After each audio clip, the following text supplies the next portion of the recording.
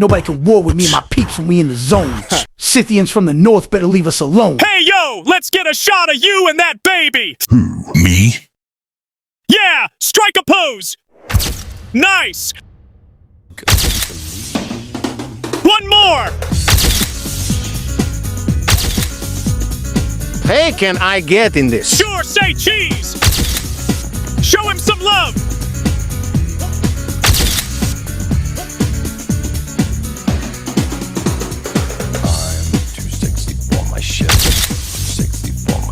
So sexy it hurts, and I am too sexy for Milan, too sexy for Milan, New York. Oh great, what now? Shit, that's cold. You dirty motherfucker. Yo, boss.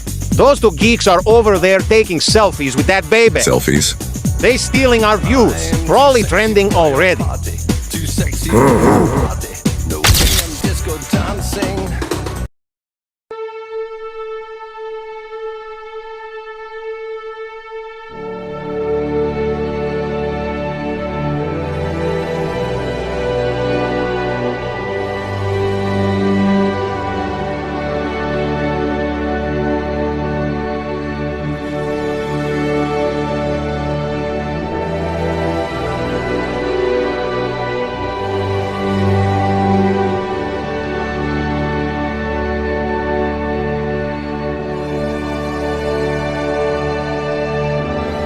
The wife of Milesius, the Egyptian princess Scota, is in mourning.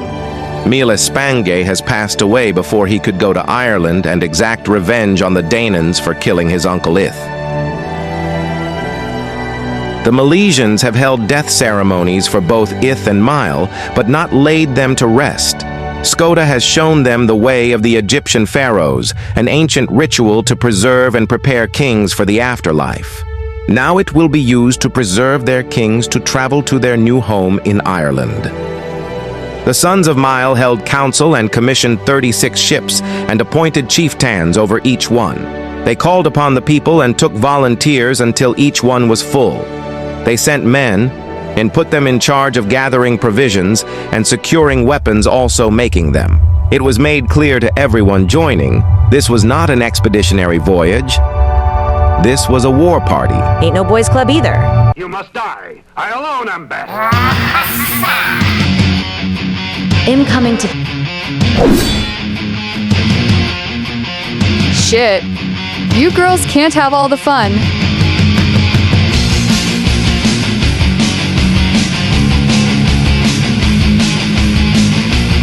What about the baby Saini you're about to? You can't be... Uh-oh. I can't be what? Well, that settles it. Load 'em up.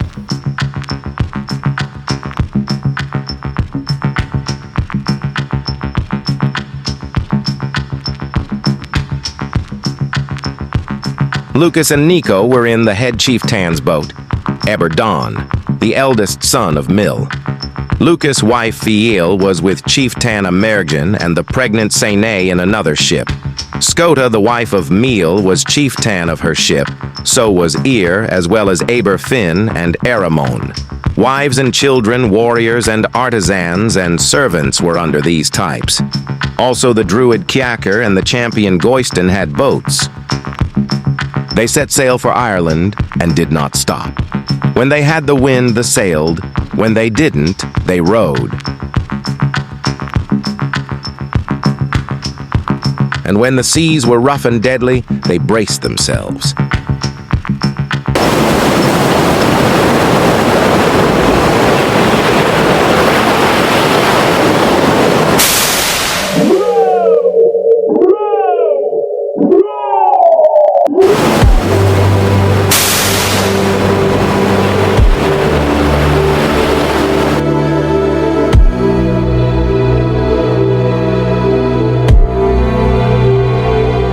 The seas were rough and tumultuous. Amergin's wife went into labor.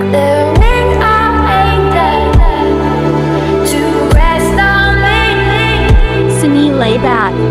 Something's wrong. She passed there on the ship, and Amergin said, "Wherever we land will be named for my wife to honor her forever."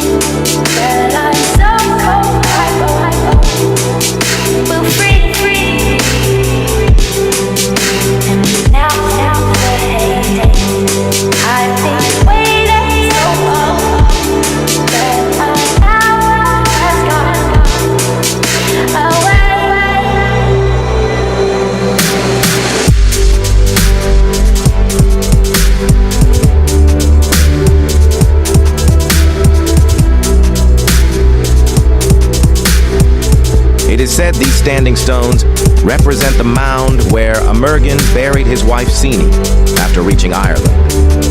The tallest is almost 10 feet tall, and stretching from east to west, it points from lake to ocean for 22 feet.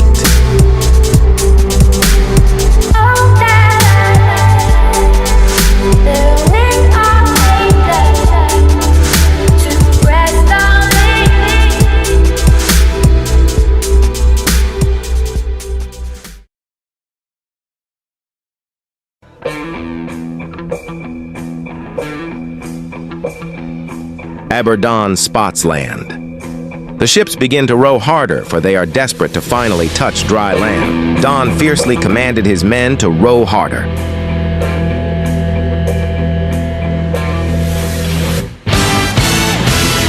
A son of Milas Spange, Ear, begins to row with his men and vigorously picks up speed, passing everyone else.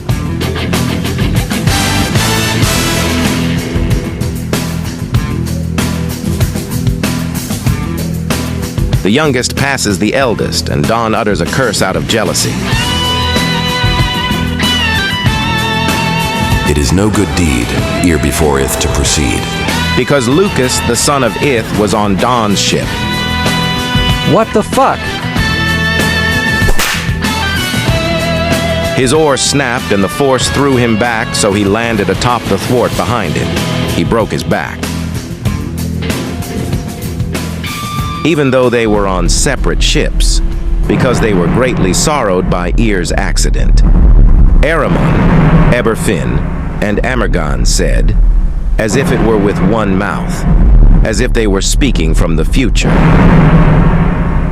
Was right that Aberdawn should not enjoy the land without his brother, that is.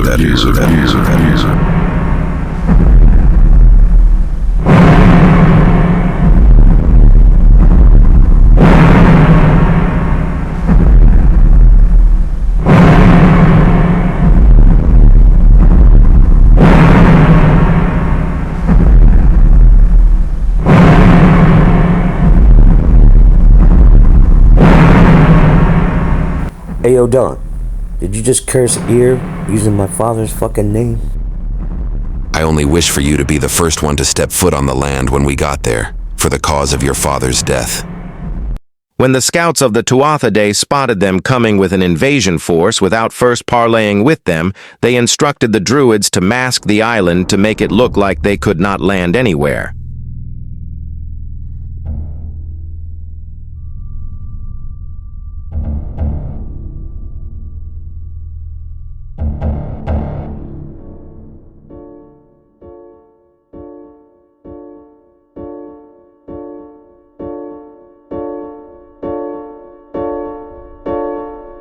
They attempted to make landfall, but ended up circling Ireland, the entire island, not once, but 3 times.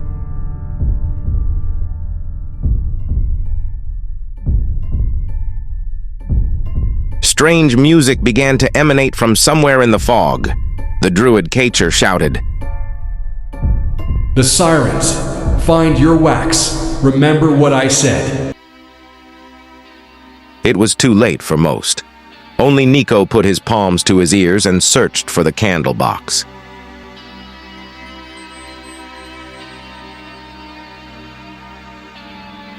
They became enchanted, seduced, and deceived by the ancient creatures.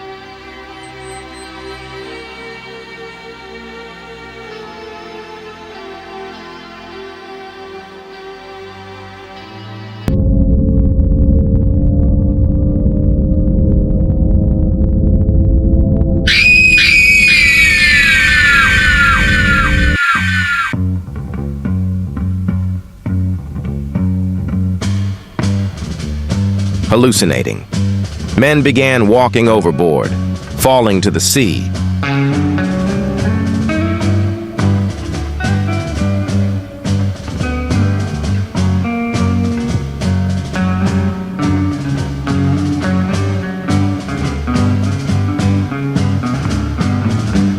One pill makes you larger, and one pill makes you small.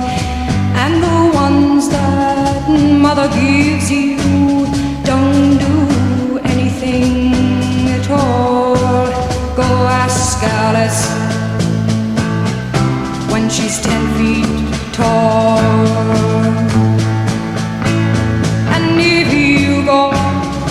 chasing rabbits, and you know you're going to fall.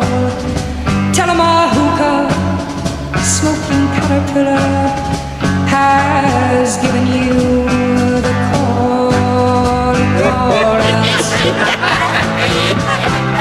And she was just small.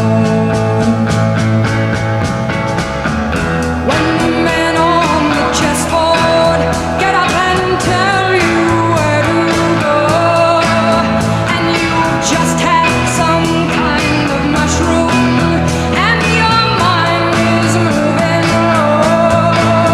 Go ask Alice, I think she'll know.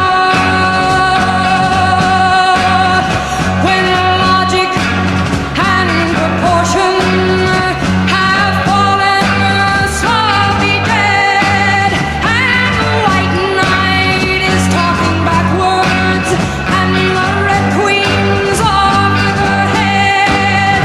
Remember what the dormouse said. Feed your head. Feed your